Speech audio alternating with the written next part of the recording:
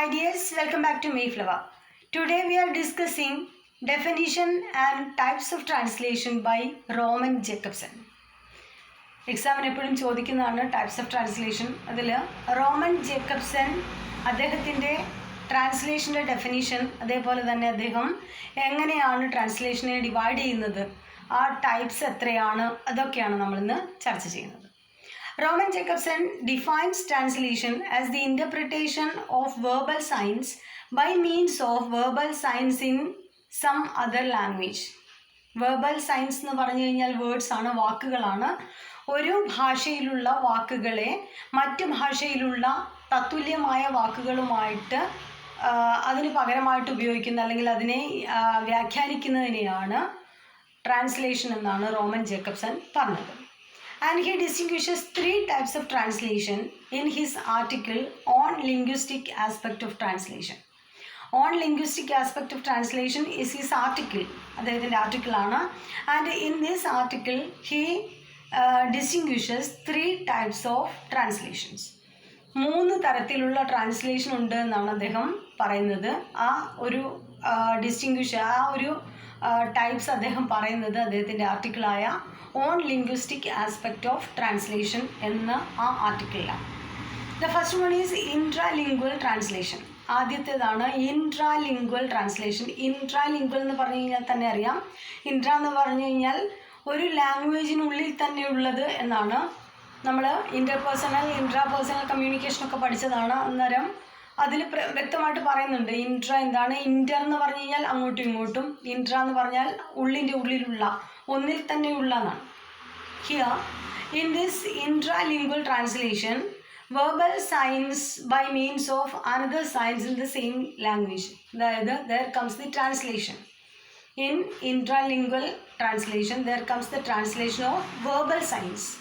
വാക്കുകൾ ട്രാൻസ്ലേറ്റ് ചെയ്യുന്നു by means of another signs in the same language. ഒരേ ഭാഷയിലുള്ള മറ്റു വാക്കുകൾ ഉപയോഗിച്ച് ട്രാൻസ്ലേറ്റ് ചെയ്യുന്നതിനെയാണ് ഇൻട്രാലിംഗ്വൽ ട്രാൻസ്ലേഷൻ എന്ന് പറയുന്നത്. അതായത് ഇപ്പോൾ ഡിഫിക്കൽട്ടായിട്ടുള്ള ടേംസിന് പകരം സിമ്പിൾ വാക്കുകൾ ഉപയോഗിക്കുക, അങ്ങനെ ട്രാൻസ്ലേറ്റ് ചെയ്യുന്നതിനെയാണ് ഇൻട്രാലിംഗ്വൽ ട്രാൻസ്ലേഷൻ എന്നറിയപ്പെടുന്നത്.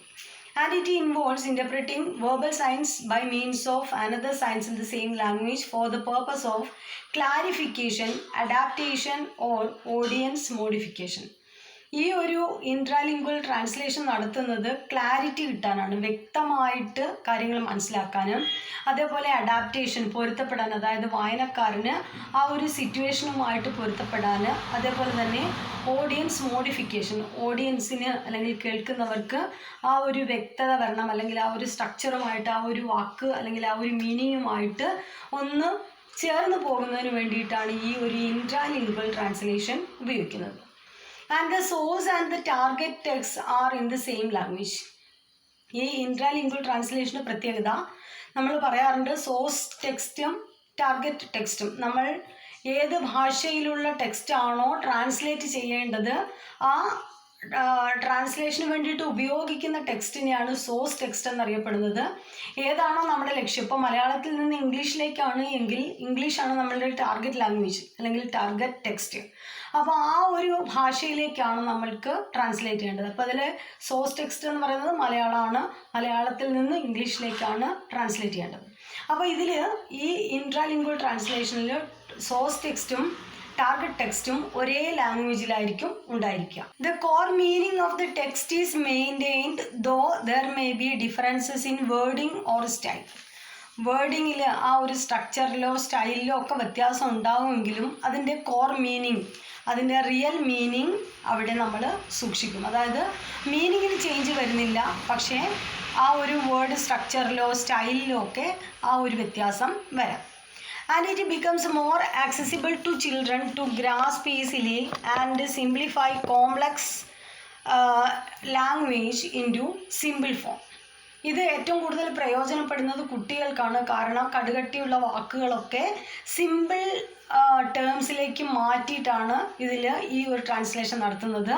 അതോടൊപ്പം തന്നെ കോംപ്ലക്സ് ആയിട്ടുള്ള ആശയങ്ങളെ സിമ്പിളാക്കിയാണ് ഈ ഒരു ഇൻട്രാലിംഗ്വൽ ട്രാൻസ്ലേഷനിൽ അവതരിപ്പിക്കുന്നത്. അതുകൊണ്ട് ഇത് കുട്ടികൾക്ക് വളരെയധികം പ്രയോജനമുള്ളതായിരിക്കും. അതേപോലെ തന്നെ കുട്ടികൾക്ക്, അതേപോലെ തന്നെ അധികം വിദ്യാഭ്യാസം കുറഞ്ഞ ആളുകൾ, അതായത് ഇപ്പം വിദ്യാഭ്യാസത്തിൻ്റെ കാര്യത്തിൽ അങ്ങനെയുള്ള വ്യത്യാസമുള്ള ആളുകൾക്കൊക്കെ വേഗം മനസ്സിലാകുന്ന ഒരു ട്രാൻസ്ലേഷനാണ് ഇൻട്രാലിംഗ്വൽ ട്രാൻസ്ലേഷൻ.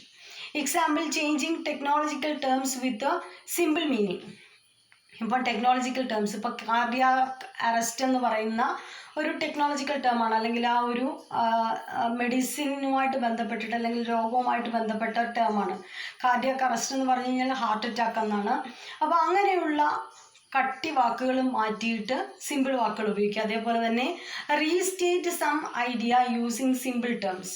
ഒരു ആശയത്തെ സിമ്പിളായിട്ടുള്ള അല്ലെങ്കിൽ വേഗം മനസ്സിലാകുന്ന വാക്കുകൾ ഉപയോഗിച്ച് വീണ്ടും പറയുന്ന സംഭവം. അതായത് ഇപ്പോൾ ഒരു കൾച്ചറൽ ബാക്ക്ഗ്രൗണ്ട് ആണെങ്കിൽ നമുക്ക് മനസ്സിലാകാത്ത ഏതെങ്കിലും ഗോത്രവർഗവുമായിട്ട് ബന്ധപ്പെട്ടിട്ടോ അങ്ങനെയുള്ള ഏതെങ്കിലും കൾച്ചറൽ ബാക്ക്ഗ്രൗണ്ട് ആണെങ്കിൽ അത് കുറച്ചുകൂടി സിമ്പിളാക്കി അതിനനുസരിച്ചിട്ടുള്ള എന്തെങ്കിലും കാര്യങ്ങളൊക്കെ ബന്ധപ്പെടുത്തി പറയുന്നതിനെയാണ്, റിലേറ്റ് ചെയ്ത് പറയുന്നതിനെയാണ് ഈ ഇൻട്രാലിംഗ്വൽ ട്രാൻസ്ലേഷൻ എന്നറിയപ്പെടുന്നത്. Next one is interlingual translation. മറ്റൊന്നാണ് ഇന്റർലിംഗ്വൽ. ഇന്റർ എന്ന് പറഞ്ഞു കഴിഞ്ഞാൽ തന്നെ നമുക്കറിയാം പരസ്പരം, ഇന്റർ കണക്റ്റഡ്, പരസ്പരമുള്ള ആ ഒരു ബന്ധം. It is also called translation proper.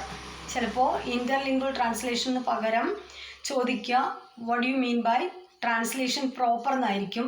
Question പേപ്പറിൽ അധികവും കാണുന്നത് അങ്ങനെയുണ്ട്. അപ്പോൾ it is also called translation proper, which involves shifting a text from one language to the another. നേരത്തെ നമ്മൾ പറഞ്ഞതാണ്, ഒരു ഭാഷയിൽ നിന്നും മറ്റൊരു ഭാഷയിലേക്ക്, ഇപ്പോൾ മലയാളത്തിൽ നിന്ന് ഇംഗ്ലീഷിലേക്ക് ട്രാൻസ്ലേറ്റ് ചെയ്യുക, അല്ലെങ്കിൽ ഇംഗ്ലീഷിൽ നിന്ന് ഫ്രഞ്ചിലേക്കോ സ്പാനിഷ് അല്ലെങ്കിൽ ജർമ്മൻ അങ്ങനെയുള്ള ഏത് ഭാഷയിലേക്കും ട്രാൻസ്ലേറ്റ് ചെയ്യുക. ഒരു ലാംഗ്വേജിൽ നിന്നും മറ്റൊരു ലാംഗ്വേജിലേക്ക് ട്രാൻസ്ലേറ്റ് ചെയ്യുന്നതിനെയാണ് ഇന്റർലിംഗ്വൽ ട്രാൻസ്ലേഷൻ അല്ലെങ്കിൽ ട്രാൻസ്ലേഷൻ പ്രോപ്പർ എന്നറിയപ്പെടുന്നത്. And it is the most common translation. ഏറ്റവും കൂടുതൽ ഉപയോഗിക്കുന്ന ട്രാൻസ്ലേഷനാണ് ഇന്റർലിംഗ്വൽ ട്രാൻസ്ലേഷൻ.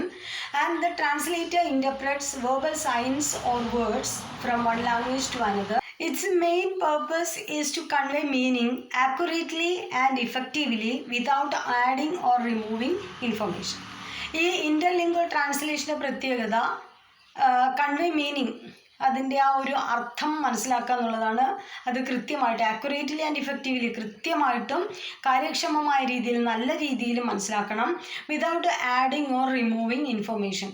നമ്മൾ എക്സ്ട്രാ ഇൻഫർമേഷൻ കൊടുക്കണ്ട, അതായത് എക്സ്ട്രാ ഒന്നും ചേർക്കണ്ട. അതേപോലെ തന്നെ അതിലുള്ളത് കട്ട് ചെയ്യാതെ, വെട്ടിക്കുറയ്ക്കാതെ ഉള്ളതുപോലെ ട്രാൻസ്ലേറ്റ് ചെയ്യുക. അത് കൃത്യമായിട്ടും ഇഫക്റ്റീവ് ആകുന്ന രീതിയിലും നമ്മൾ ട്രാൻസ്ലേറ്റ് ചെയ്യുന്നതിനെയാണ് ഇന്റർലിംഗ്വൽ ട്രാൻസ്ലേഷൻ എന്ന് അറിയപ്പെടുന്നത്. Example, translating A story, novel, drama or anything from one language to another. For example, from English to French or German or Spanish, Chinese etcetera. അപ്പോൾ അതിന് ഏറ്റവും നല്ല എക്സാമ്പിൾ, ഒരു ഭാഷയിൽ നിന്നും മറ്റൊരു ഭാഷയിലേക്ക് കഥ, കവിത, നാടകങ്ങൾ, അതേപോലെ മറ്റ് ആർട്ടിക്കിളുകൾ, അങ്ങനെ ഏതായാലും ഒരു ലാംഗ്വേജിൽ നിന്നും മറ്റൊരു ലാംഗ്വേജിലേക്ക് ട്രാൻസ്ലേറ്റ് ചെയ്യുന്നതിനെയാണ് ഇന്റർലിംഗ്വൽ ട്രാൻസ്ലേഷൻ എന്ന് അറിയപ്പെടുന്നത്. Next one is inter semiotic translation. അടുത്തതാണ് ഇന്റർ സെമിയോട്ടിക് ട്രാൻസ്ലേഷൻ അല്ലെങ്കിൽ ട്രാൻസ്മ്യൂട്ടേഷൻ. നമ്മൾ നേരത്തെ പറഞ്ഞു ഇന്റർലിംഗ്വൽ ട്രാൻസ്ലേഷൻ അറിയപ്പെടുന്നത് ട്രാൻസ്ലേഷൻ പ്രോപ്പർ എന്നാണ്. ഇവിടുത്തെ മൂന്നാമത്തേത് ഇന്റർ സെമിയോട്ടിക് ട്രാൻസ്ലേഷൻ ആണ്. It is also called transmutation. It is an interpretation of verbal signs by using non verbal signs or signs system.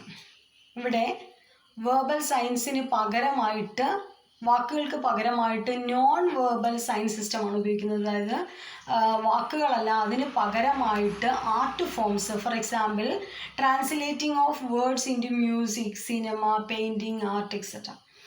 ഒരു കഥ അല്ലെങ്കിൽ സംഭവം ബാലരൂപത്തിൽ അവതരിപ്പിക്കുക, അല്ലെങ്കിൽ സിനിമയാക്കുക, പെയിൻറ്റിങ്ങിലൂടെ ചിത്രീകരിക്കുക, അല്ലെങ്കിൽ ഡ്രോയിങ് അല്ലെങ്കിൽ പെയിൻറ്റിങ് അങ്ങനെയുള്ള കാര്യങ്ങളിലൂടെ, അതേപോലെ സംഗീതത്തിലൂടെ, മ്യൂസിക്കിലൂടെ ചിത്രീകരിക്കുക.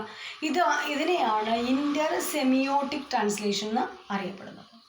അപ്പോൾ ഇത് മൂന്നുമാണ് റോമൻ ജേക്കബ്സിൻ്റെ ഡിവിഷൻ ഓഫ് ട്രാൻസ്ലേഷൻ. സാധാരണ ചോദിക്കാറുണ്ട്, what are the types of translation according to Roman Jakobson. അതേപോലെ തന്നെ അദ്ദേഹത്തിൻ്റെ ഡെഫിനേഷൻ ഓഫ് ട്രാൻസ്ലേഷനും എക്സാമിന് ചോദിക്കാറുണ്ട്. Hope it is useful to you. Thank you.